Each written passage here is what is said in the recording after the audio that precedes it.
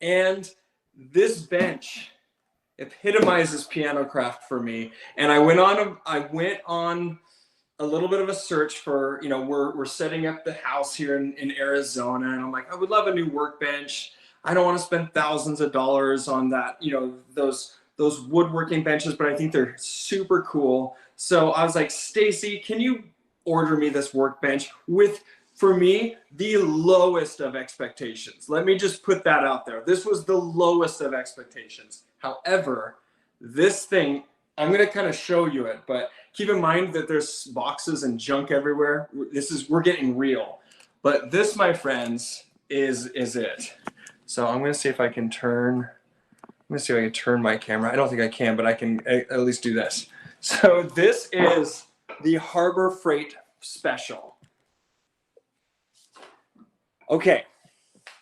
3 full-on felted drawers that work great. I could have my leveling stick. This is a 60-inch wide bench. So I could put my actions on it, no problem. My key leveling stick, everything there. I have stuff like my stringing repair kit, stuff like that. I can house everything. This legit clamp system, $150.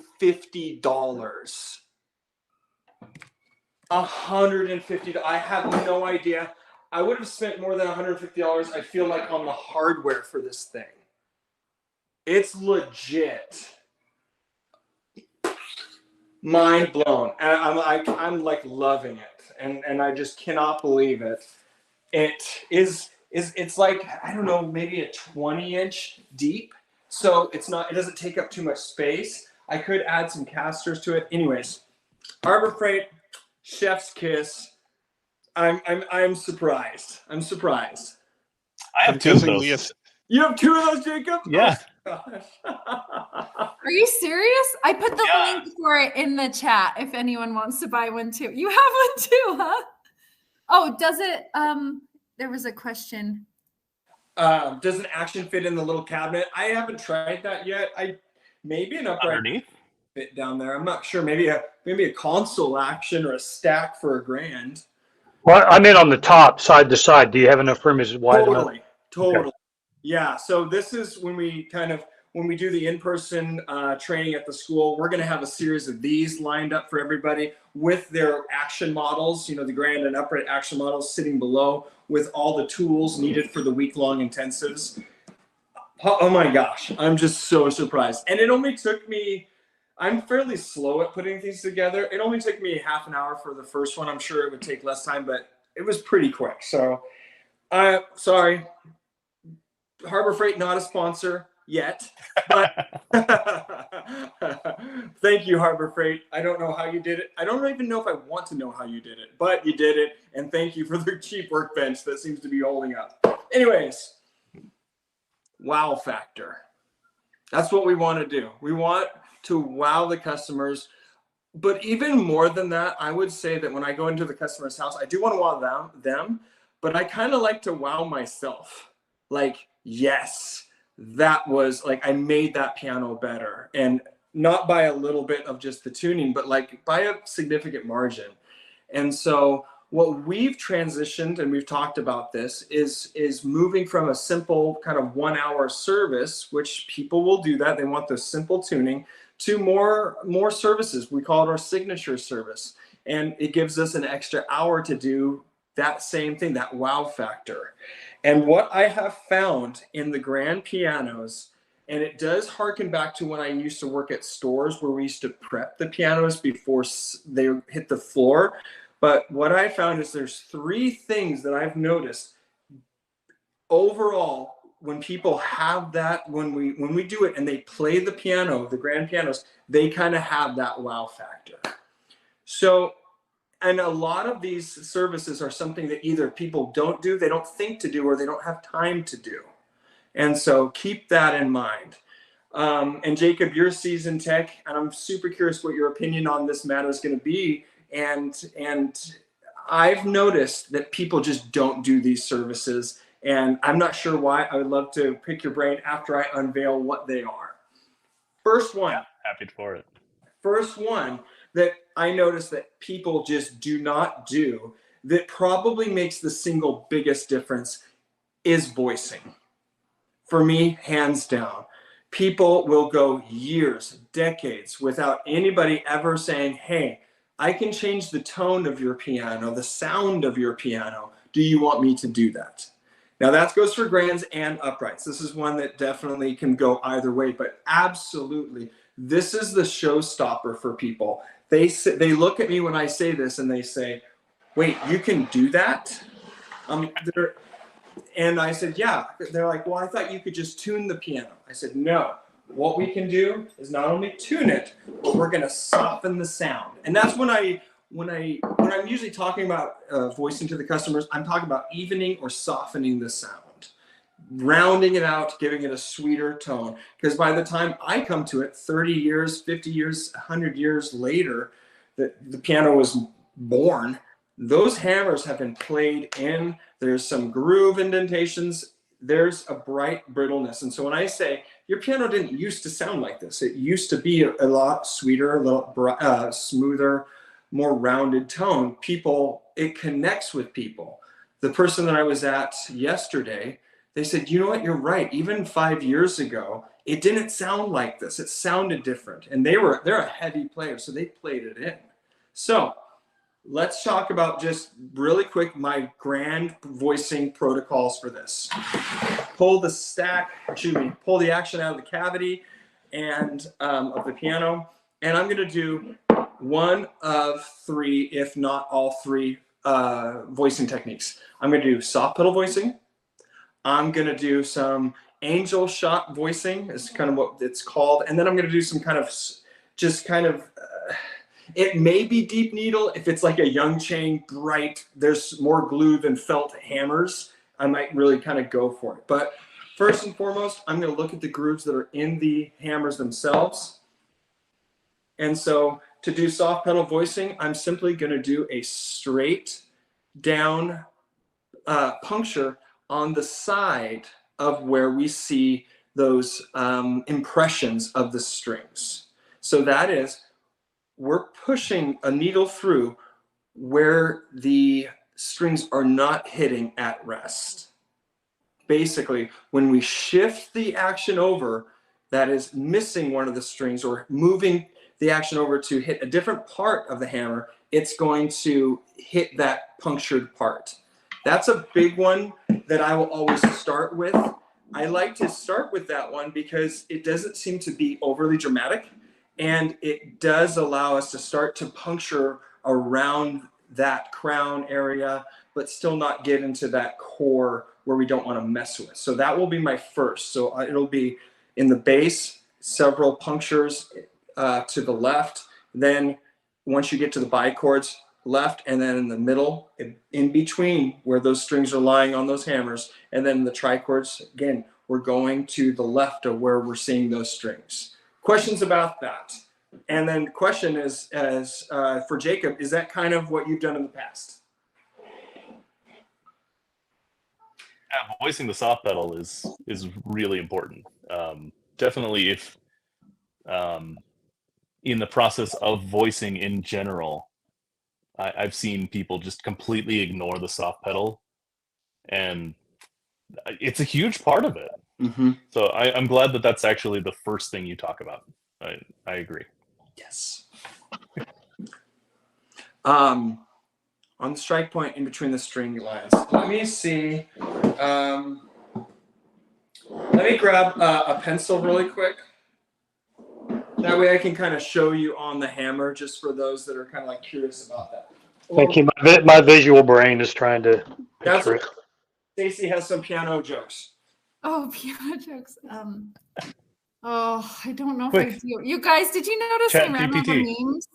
Yeah, right. Right. That's a good idea. Yeah, I ran out of memes. Like you guys saw that. I ran out of memes. I did a 90-day streak and then I just ran out. Jacob, I had a ton. Oh, he's back. Okay, good.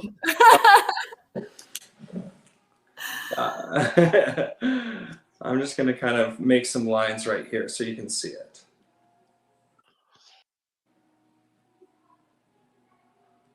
Yeah. So what we're going to look at right here, you got your single strings right there and your low bass, then your bichords, and then your trichords. And Robert, what you're going to do is go to the side of, those lines represent the actual grooves or the impressions that the strings are making in the hammers. So we're going to go to the side, the left side of that, and puncture. Again, going to the left side, then in the center in between those two lines, and then to the far right. And then a puncture, again, right in between all of those lines. So That's great. I didn't realize on the top, because typically when we first started about voicing, we're talking about off the edge. So yeah, on the top. So that's the first time I've heard that. Yep, a straight down. And so once I've done that, I'm gonna like play it and just see. And I'll usually show the customer like, hey, can you notice the difference? And a lot of times they're like, no, I can't really notice that much of a difference. No problem. The next thing I'm going to be doing is called, and we didn't come up with this term, but somebody else did. It's kind of this angel shot. And I don't know if they meant to say angle shot or angel shot, but either way, I think it is. I actually have an answer for that because I was in the class at the conference. Well, it came from actually from the Chinese, and it actually is the Chinese character that is being used is from heaven. So it is angel shot, although angle shot has also been used in different articles over the past few years. That's so cool. I didn't know that. That is really good to know, because I've been asked that. I'm like, because the person that was teaching it was, I think, Japanese. And then I got to thinking about it, like, was he saying angel or angle? Maybe was it broken English? You know what I mean? I got to thinking of it. So I'm glad you told me that, because I wasn't quite sure. This technique is really great. You basically will go, so here's the player side where the key is, and here's the tail side, at the end of the piano. You're going to go ahead and at the end of where you see these impressions, at the strike point, you're going to go and do an angle insertion of that needle in those grooves on the back side, going towards that tail. And you're going to go not at this type of an angle, but as more like at this, what would that be? Almost like a 45. And that is going to soften the sound without. In the class that I had, they're talking about you want to run with the grain of the felt.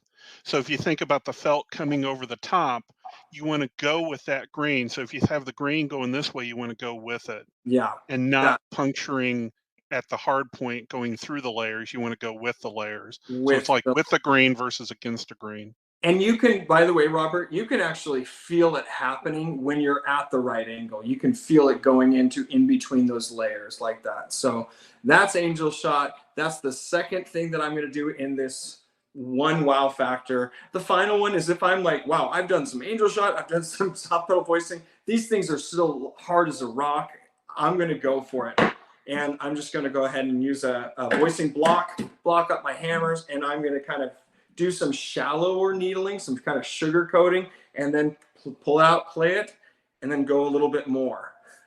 But usually by this time, it's dramatically quiet, softer. I will ask the customer prior to this and say, especially with a really bright piano, say, Mrs. Smith, if the piano, let's just kind of play around with this. If the piano is at a level 10 in the brightness and the harshness, what do you want it brought down to? If they say, man, like a 4 or a 3, then I'm like, okay, I can go to town on this thing. If they're like, you know what, I like maybe a 9.8, then I'm like, well, okay, we're gonna have to tread lightly. But usually I'll wait for them to be like, no, I really want this done. I'm okay with what it's gonna do. I understand that it will harden up again, even if we go a little bit overkill. So, but this, my friends, is a massive wow factor. And I would say that this is the number one thing that I get called back to at a customer's house.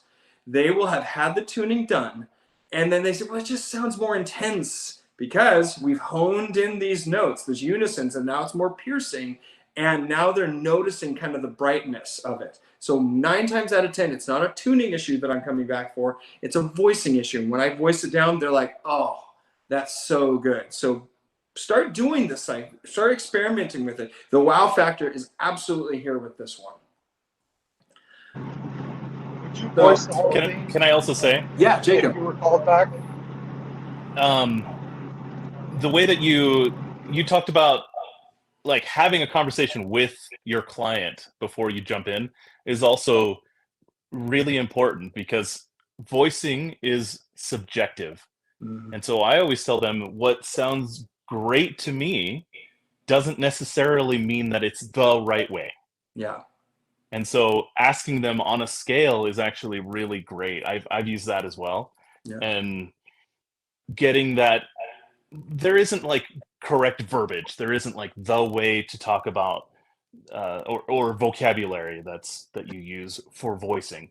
But asking them on a scale of 1 to 10, what do you think? Like 10 is the glass shattering really, really bright, and 1 is just thumping nothing. So Yeah. you don't really want either side, Yep. but getting the feel of what they want is really nice because then you can just go right into, okay, I'm gonna needle this to death. Jacob, would you say overall, if you look at all their customers, that the majority of them are more okay with a more of a rounded, more sweeter tone than a sharp, brighter tone? More intense. The majority of people, I think, rather have maybe a 4 if you had to do like Yeah, I think that 1 you're to 5 right. or 1 to 10. But if they have a Yamaha, you do kind of like, at least I do, I go, okay, they're used to a brighter sound, and they might like a brighter sound because they have a Yamaha.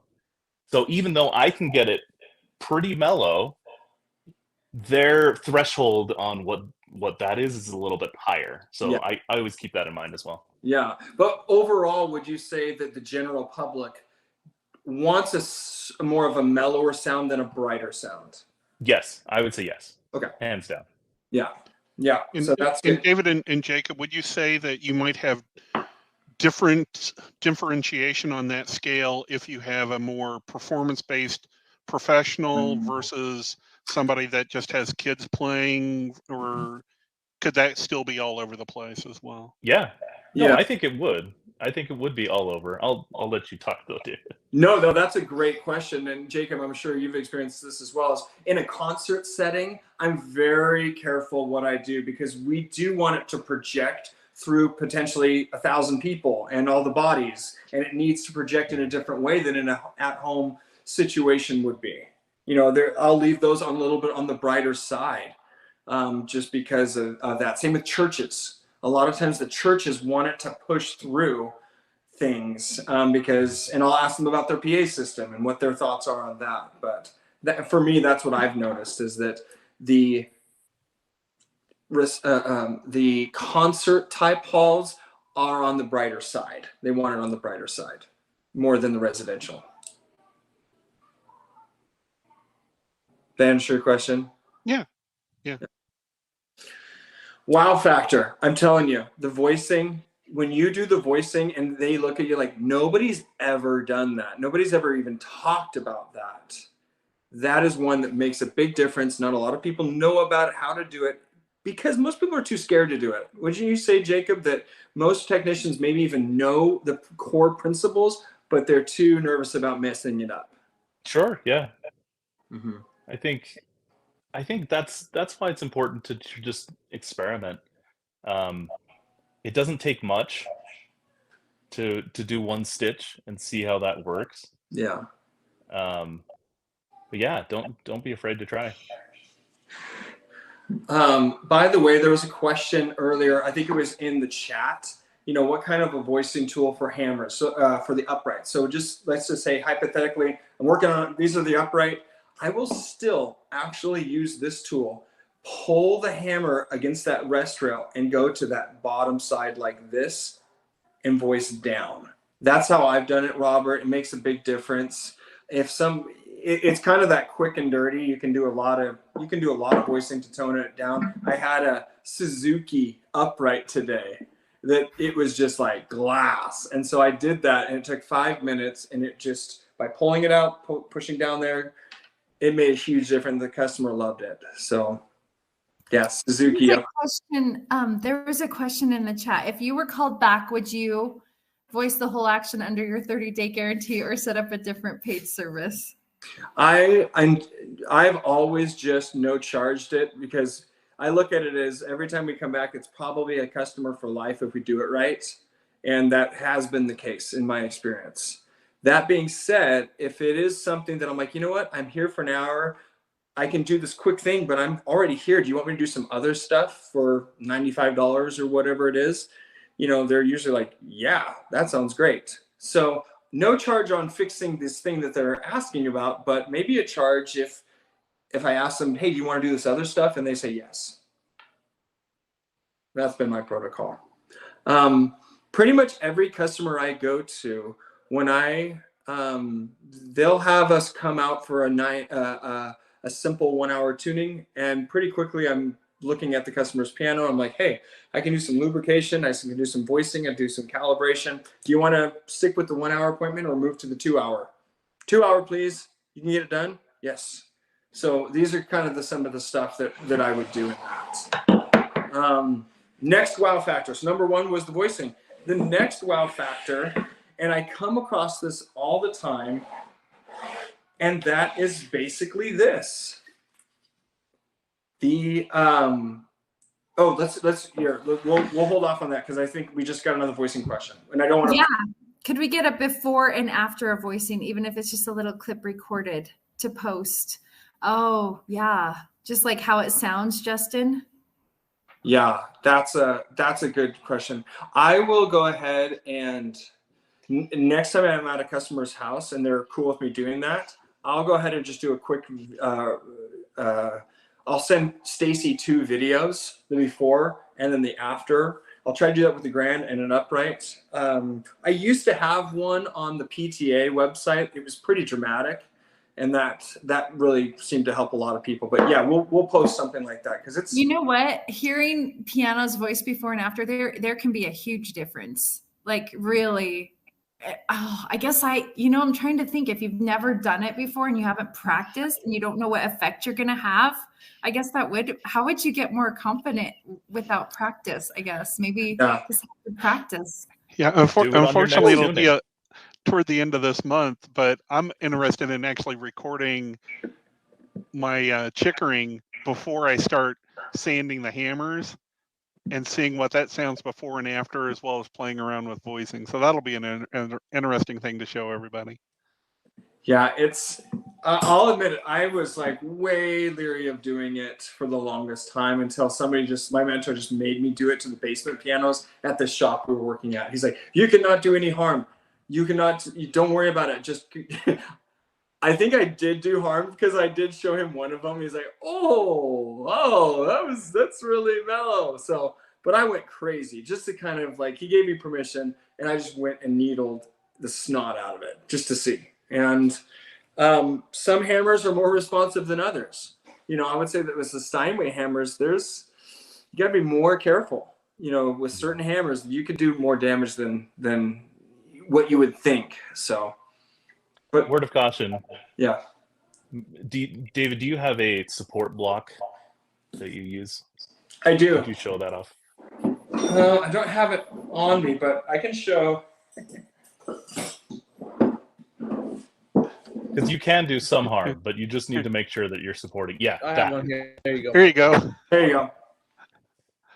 So that would go in between right here. So that would just fall right down in there so that the tails or the shanks are hitting that. And so, yeah, you're right. So you're talking about, Jacob, just messing with the pinning and everything from just kind of going for it. Mm-hmm. Yeah. I've also seen the glue joint get messed up a little bit if you're not supported. That's true. That is a thing. I got just avoids a mess later on. It's not hard to stick your support in there.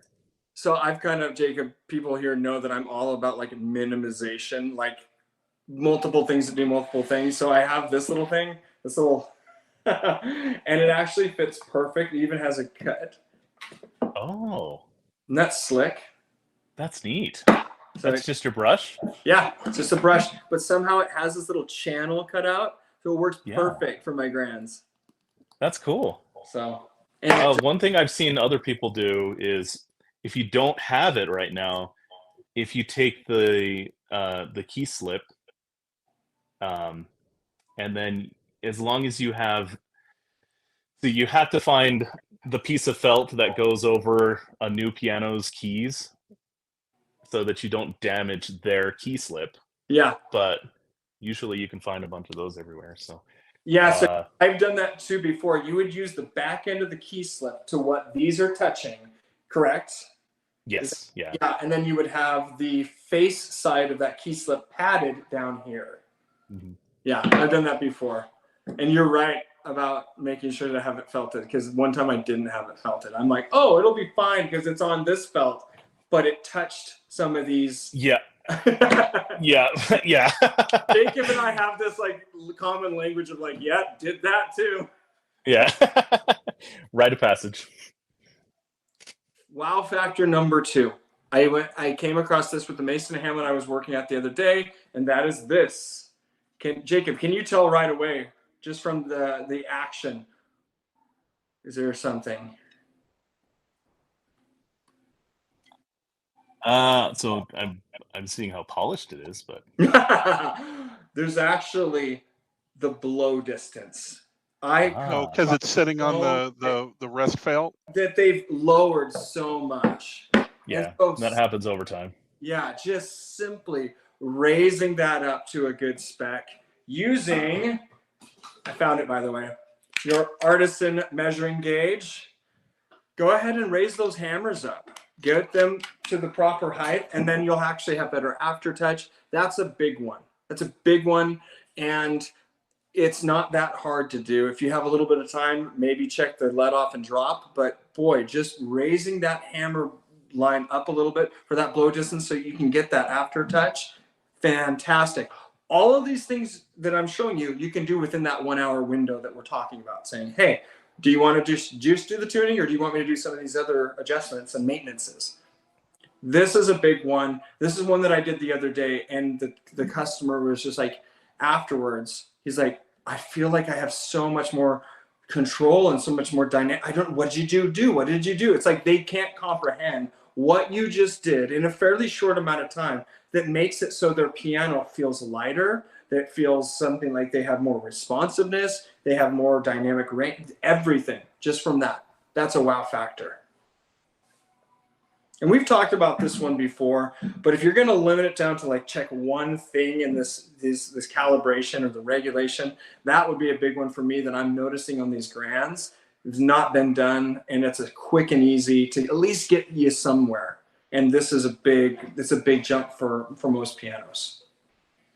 I 100% agree with that. That is a quick and easy way to make it feel so much different. Yeah. But it's really easy, actually. Yeah. 100% agree. So, Jacob, for you, we have one more wow factor to go over, but you're seeing kind of these 3 that we're talking about. We're talking not hours, we're talking tens of minutes, right? Why is it that most technicians do not do this? You get called to a service call. Why is it that we as craftsmen and women are not doing this? That we all know that an extra hour, a little bit of work would make a big difference. What's stopping the industry from doing it? It's a genuine question. I have seen a lot of people. I've talked to a lot of people in the chapter here. I think asking is hard for people. Getting over the hump of saying, I have confidence in doing what I'm doing, and I can make your piano sound really good in an hour, or feel better, or all of these things in an hour. But you have to give me a chance. And so having that confidence to talk to the person and just take a risk. So I think that's been a stumbling block for a lot of people. So I'm okay talking and selling the tuning. I'm here, I'm going to do the tuning. I can figure that out. I'm competent or able. I guess they're not even the ones selling that. The customer has called them to come out to do the tuning. it's just, I'm myself more of a guitar player. I'm not really a piano player. I'm a guitar player. So if I were to say, take my guitar in to say, like, hey, so-and-so, 12th fret guitar shop, can you switch out the strings? And they say, hey, yeah, well, we can switch out the strings, but we could also take apart the bridge and do da-da-da-da-da-da, and it would play easier. Do you want me to do that? I would be like, yes. What? I would kind of be mad that the people before me hadn't suggested that, Yeah. And so I don't know what it's going to take to move people to the past that, because I do think, now that you're saying it, that there's that hump. And I don't know if it's a confidence issue, or if it's they're already spending a lot of money. Is it a money issue, or is it? I think it's probably more of a confidence issue of the technician to be able to offer it, because they haven't practiced enough, is my guess, at least from the voicing side of it. They haven't. And that in multiple classes, they were talking about this when it came to both regulation and voicing, that the way to practice it is to do just a little bit at every appointment. Set aside 5 or 10 minutes, even if you're not doing the whole piano, to do a couple to practice. See about moving the hammer blow distance a little bit. See about voicing a couple of hammers just to see how it performs. Or if you hear one hammer that's really weird, go ahead and practice on it. I think that you're right, Michael. Maybe it's the fact that they haven't had enough wins at it. You haven't had enough people like, oh, wow, it feels way better. What did you do? I love it. Because there's not enough of those moments to kind of like, hey, it does work. I do know how to do it. That might be one, because everything I'm showing you is pretty, this plus this equals this. And I think you're right that most of the technicians know the basic skills. They know that, hey, if I do X, Y, and Z, I'm going to make an improvement. But I think it's a matter of them setting aside the time of practice and feeling confident about it to be able to offer it. Sometimes it's a money thing too, though. If a tech if they're not confident that they're worth what they're charging, they won't ask for more. And I have seen that before, where they just don't see. They would be like, well, I would just do it for free. I'll just add it on, but I'm not going to actually ask them to pay more for it. And that's a thing too. They don't realize, like when you call a plumber.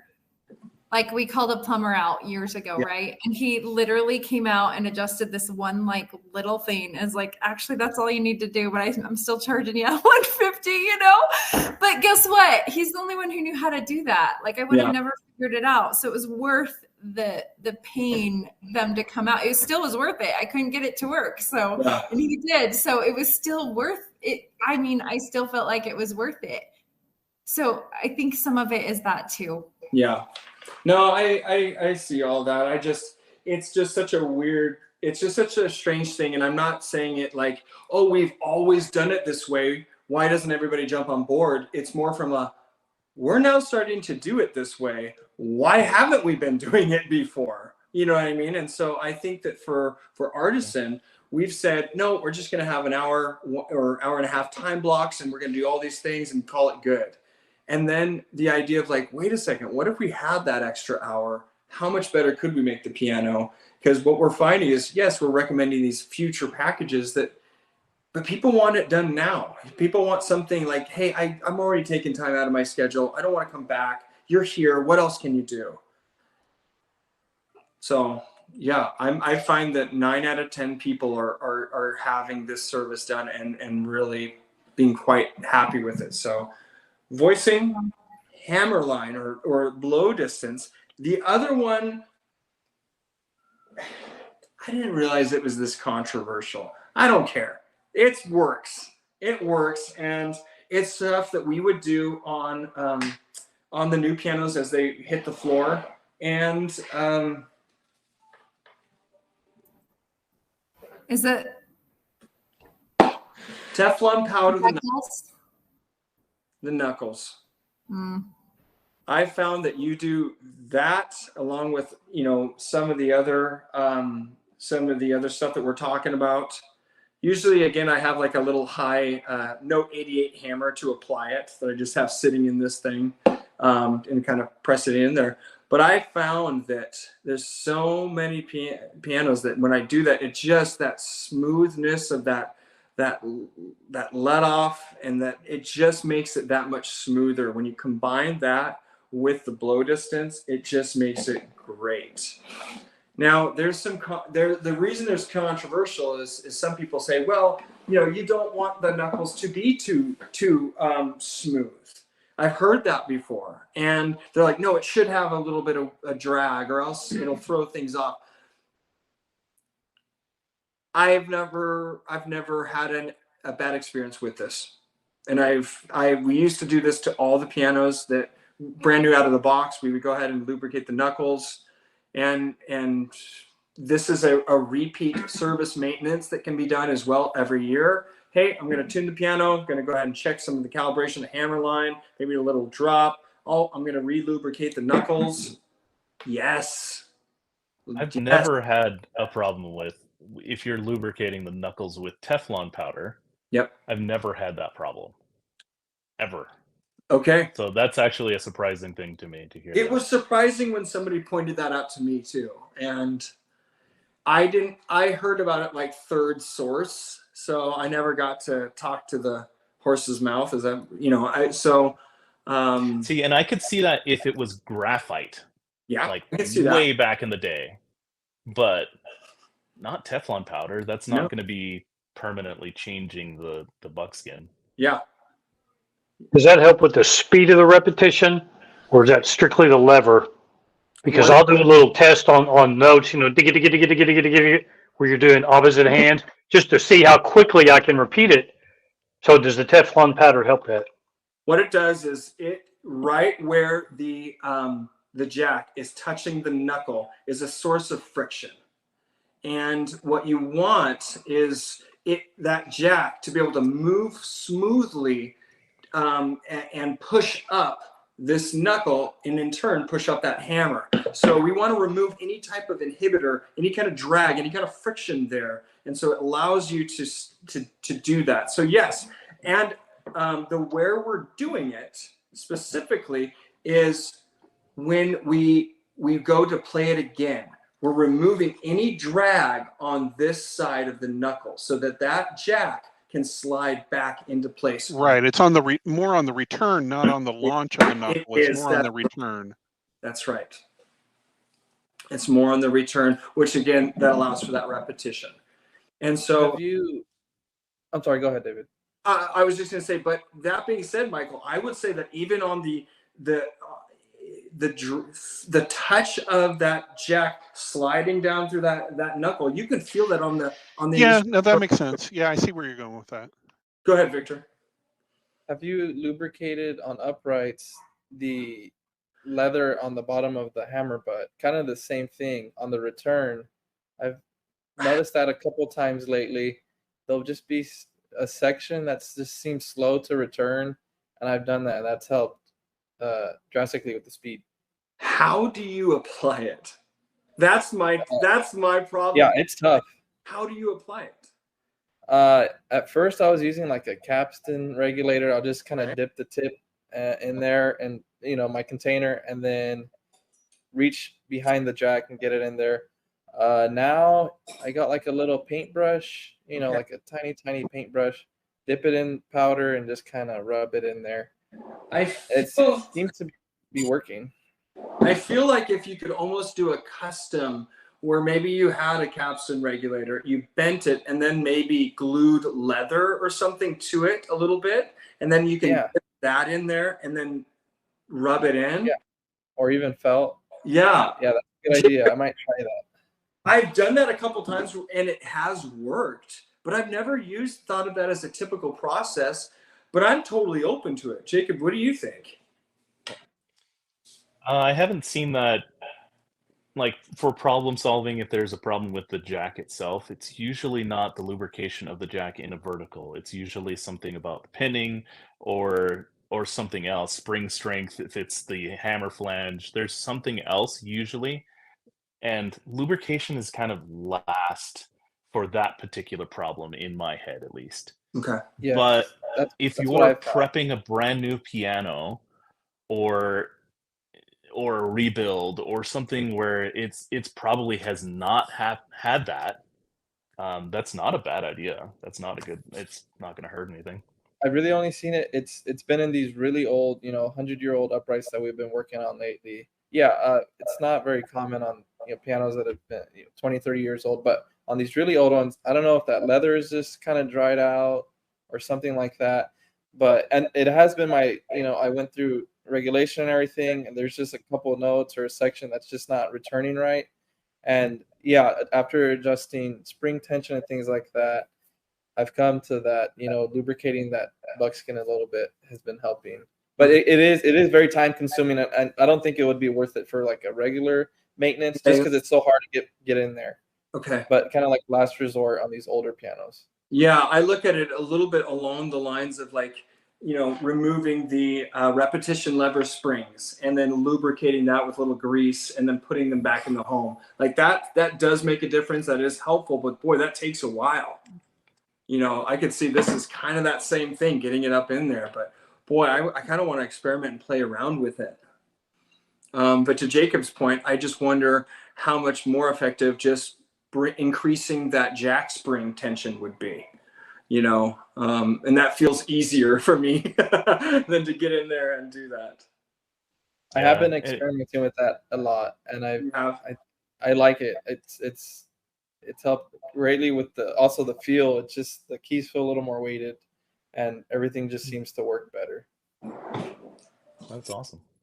So I would, if you like the concept of these kind of 3 wow factors, practice them on your own pianos, and then just start to ask people like, hey, do you want me to do one of these things or all 3? Again, especially with, I would say that the voicing of the 3 is the most, you have to tread the lightest on that one. You don't want to go crazy, and don't ever say, well, David at Artisan Mentoring told me so, and you get a bunch of but I would say just start to play around with it, because it does seem like it's just a lack of confidence in it. And if you can get that confidence, then and you can really make people's piano that much better. David, I have a question for you. Yeah. For when I was starting out, to get my hands on more pianos, to have more experience with that, I would ask people, and I would volunteer that time for my experience. And so I'd say, hey, I feel like I can make a difference on the voicing of this piano. Can I do that? Can I practice on your piano? I haven't done it very much, but can we try it out? What are your thoughts on that? Would you recommend doing that kind of thing, or? Yeah, so when I started out, I had more time than money. I didn't have the money. I couldn't go to get training or anything like that, but I had plenty of time, and so I would do just what you're talking about. I would go to like schools and churches where they had auxiliary rooms with pianos that they didn't use very often, and talk specifically to the person that was using it, and ask them about the voicing, saying, hey, I haven't done a lot of this, can be, it does seem really bright and intense. And then if I got the reaction like, oh yeah, I can't even play that piano, it's too bright, I'll be like, perfect. That's a great candidate. But you're right. I did so much free stuff. For not only people that I knew, for teachers, and those teachers, like, we still have them to this day. They're just, they didn't pay me for a while, but then when I did, they were happy to pay. Yeah. So I'm totally into that. Nice. Okay. I was lucky though to be able to be in retail environments where I was surrounded by hundreds of pianos through the first portion of my career. So I had so many pianos to work on there too. And I do forget that, and I need to kind of be careful and be mindful. Not everybody has that. In fact, very few people have access to that many pianos in a safe environment. Yeah. That's a good question. Robert. I have a question. Yeah, go ahead. So, a quick question for David and Jacob. What is your preferred voicing tool? Do you like a single needle, 3 needle, 4 needle? Ooh, good question. Yeah. Jacob, what about you? What's your answer?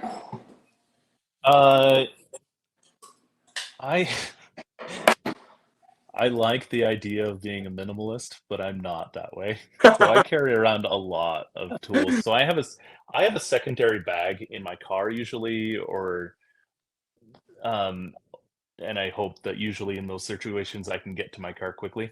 But I kind of I try things out, and so I have a 3 needle, a 4 needle. I have the little long stick that you can use on grands. I have a number of them. I have some that I've made by myself, for specifically for voicing the shift pedal. Just so maybe that's not a good not a good answer, but I like having options. Is my question? Yeah, is my answer. You like having more at your disposal if you need to change things up. Right, and then also keeping in mind that needling is not the only way of voicing. So having access to, you know, the chemicals that you would need for like a Steinway, especially, that's nice to have. It's hard to carry around in my car, so I usually have to reschedule for that kind of thing. But voicing is much easier to bring. That's a good point, Jacob, because the reality is, if you were doing the proper steps, if you had all the time in the world to do the proper voicing procedure, it would be that the regulation's fairly dialed in, but you would do something that we've really not ever talked about, and that would be string leveling. That would be, you would have the hammers that they're surfaced and shaped correctly, and then you would actually, prior to the tuning, assuming it's in a fairly close shape, you would actually lift the strings or slightly press them down or slightly sand the hammer so that all 3 strings are making contact with that hammer just right. And that eliminates weird whistles and stuff like that. It gives more power. But that was a great starting point. Most people do not want to pay for that. Most people do not know. But so that is usually more reserved for concert level work. I don't know if Jacob, if you found that to be the case as well. I agree. No, and that's why I think putting this in the scope of, we're talking about wow factor. We're talking about that 1 hour and doing the most in that hour. Yeah. You have a hard time reshaping hammers in an hour. That's going to be a tough thing to do. So doing the most in that amount of time, that's kind of the scope of what we're talking about today. But yeah, there's a lot that you can do to improve in a voicing specific call. Yeah. Robert, I don't know what time it is, but I wanted to get to your question about the jack in the window. I saw that. I have one last question before we jump over to that. Jacob, you say you use a lot of tools. Do you use a tool for doing sugar coating type of voicing?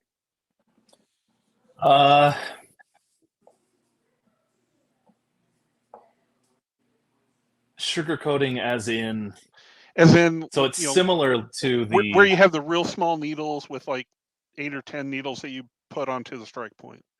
Yeah, that's the one that I've made by myself. Yeah. I usually use that as for voicing the shift pedal now. I don't do the sugar coating as much anymore, because for me it's a very temporary fix. If you're doing a concert tuning and you need to get it done right then that's great. But I don't do that very often when I'm actually trying to voice a piano. Okay, thanks. Oh, Victor, I never answered. I usually will have on hand too. I'll have the kind of the chopstick to kind of go down through to do single, and I'll have a single needling tool that I'll push in and out the needle. I like this. I'll have this just so that I'm not going overkill on the needling. It forces me to not go overkill. And I've had it where I've had the 4 needler one and I'm like, oh, I'm going to do it. And then I go back to it. I'm like, what did I do? And so then I'm like packing the felt back. And so I only have the 2. Well, I had a question on the follow-up on the needling, because that was a problem I had on that one upright I worked. To get the angle and the length of the tool, I felt like I couldn't get it evenly on the back side as I could on the front side. That the needle, so I either had to take it out and get it in a cradle and rock it back. Do you feel like you get even needling on both sides of the hammer when the action is in on an upright? Because I want a needle play. What I do, my process, and Jacob, you could shoot me down, and that's totally fine. Is on an upright, I am strictly going down like this. The back tail end of those grooves. I can see where the impression is. I'm going to go at the very end of that groove and I'm going to go down. And this makes a big difference and has, for me, made it so people are just really happy with that. I'm not going up here. I'm just going down here with a fairly deep needle to kind of push through that. That's all I do. And it takes about 5 minutes. So that's, I think, yeah. So the tool that I use for uprights, I can, you can turn it so that it's coming from the bottom end. That's what I use, but it's similar. Actually, it's a similar angle where you're trying to get at a 45, and so you could argue that it's kind of worse because I'm coming from the underside of the hammer. But are you using an angled tool like this for uprights? Yeah, for uprights, so you're coming at it like this. So you're kind of holding it and pulling it back into you. Yeah, but you want it to be coming up, right? Because it's coming towards you and up. Yeah. So yeah. If you could do the 45 that David is showing you, but from the other angle, then that's exactly what I'm shooting for on with my tool. Wait, Jacob, are you saying that you're trying to? Yeah. Yeah, I think you can do that with the little tiny one that you can squeeze with your thumb and your index finger. Yeah, yeah. The little baby. But it really, I don't have. It kind of hurts. Well, this one will actually go this route, so I don't know whether you take it that angle or. Yeah, that's basically. Yeah, Robert, what I would try doing is, because we're kind of talking about 2 separate approaches, and I'm really curious because I'll try it next time I'm upright.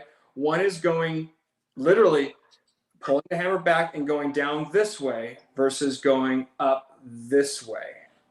And I'm super curious if you do one section one way and one section another, what sound comes out? Because I've only ever done it the way I've been doing it.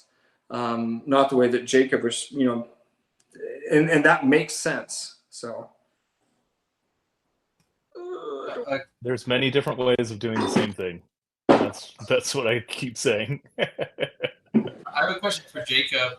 I asked David this a couple weeks ago, but what is your preferred juice for grinding hammers? Do you like lacquer? Do you use acetone with ketone?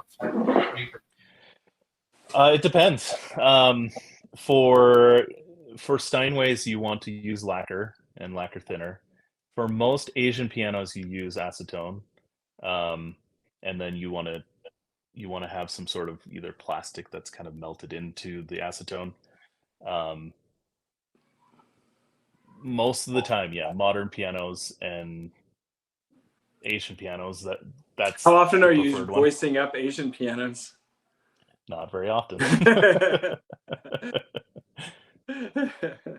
And generally, actually, to answer that question, like it really has been a couple of years since I've pulled out my chemicals, because generally what makes a bigger difference is reshaping the hammer and then needling again, because the brightness is coming from the grooves and it being compacted so much, and the overtones that are being expressed at that point is not what was initially designed.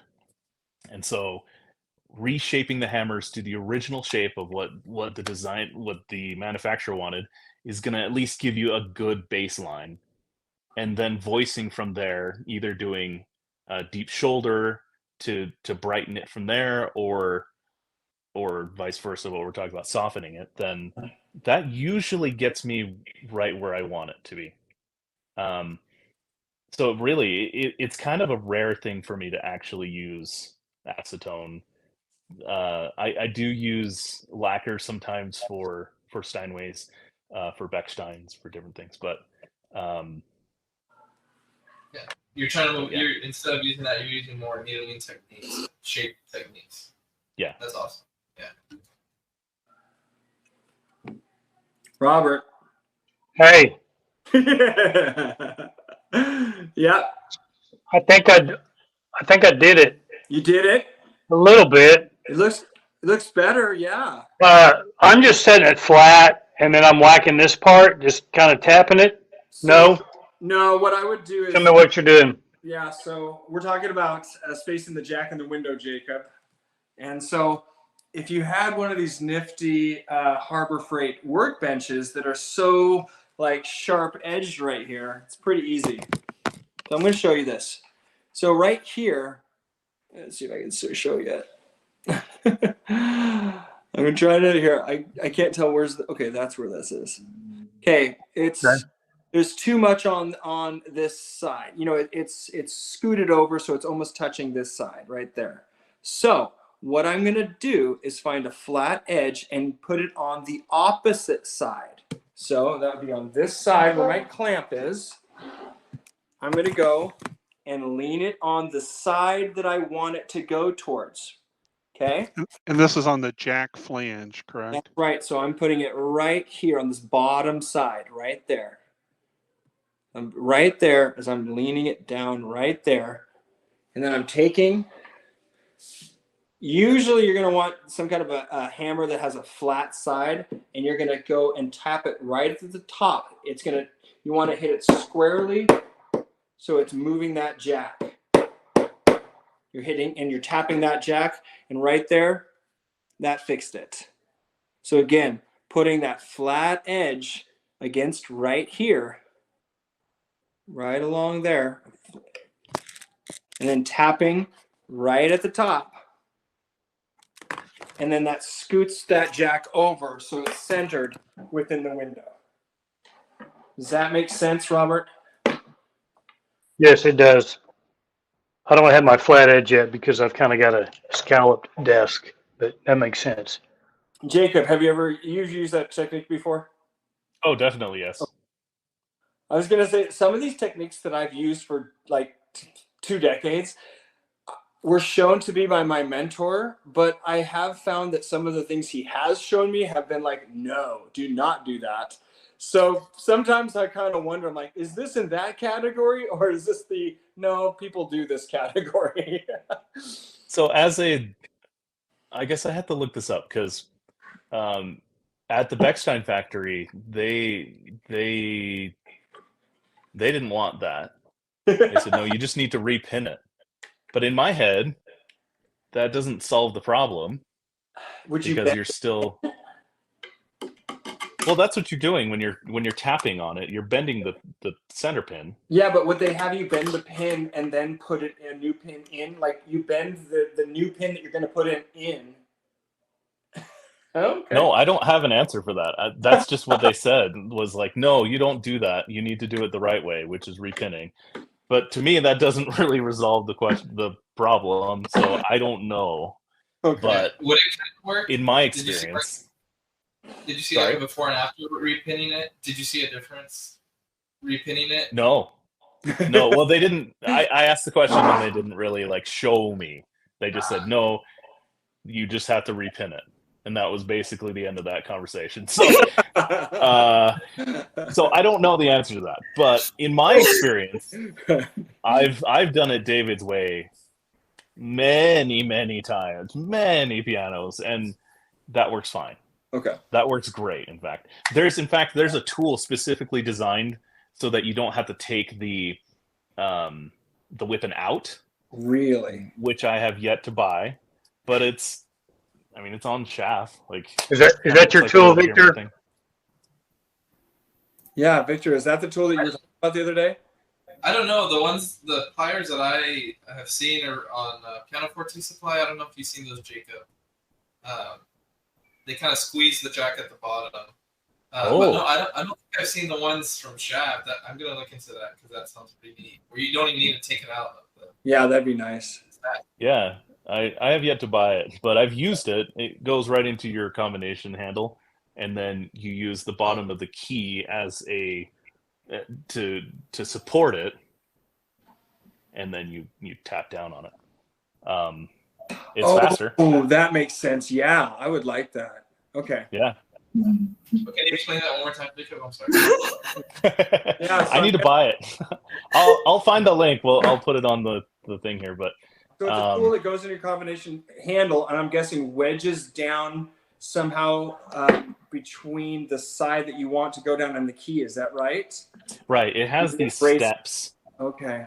So it kind of looks like a little pyramid with these sharp steps. So you stick it in on the side that you want to move, and then that's what's supporting it instead of the edge of the table, which is the method that I have used forever.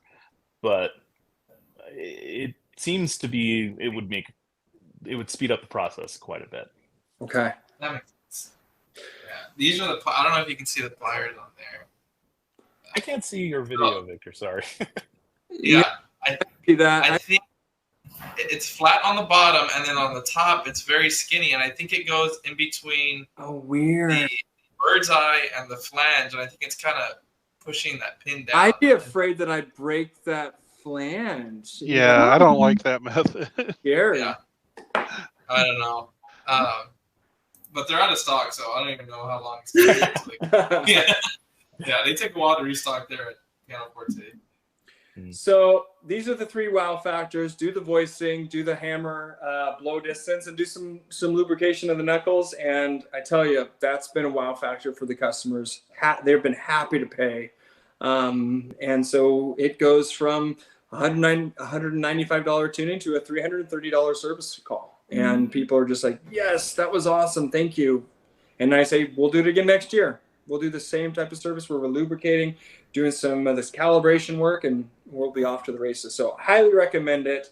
If it was something that isn't making a big difference, if it was something that people aren't responding to, then I would not be telling you about it. So it is, and people are liking it.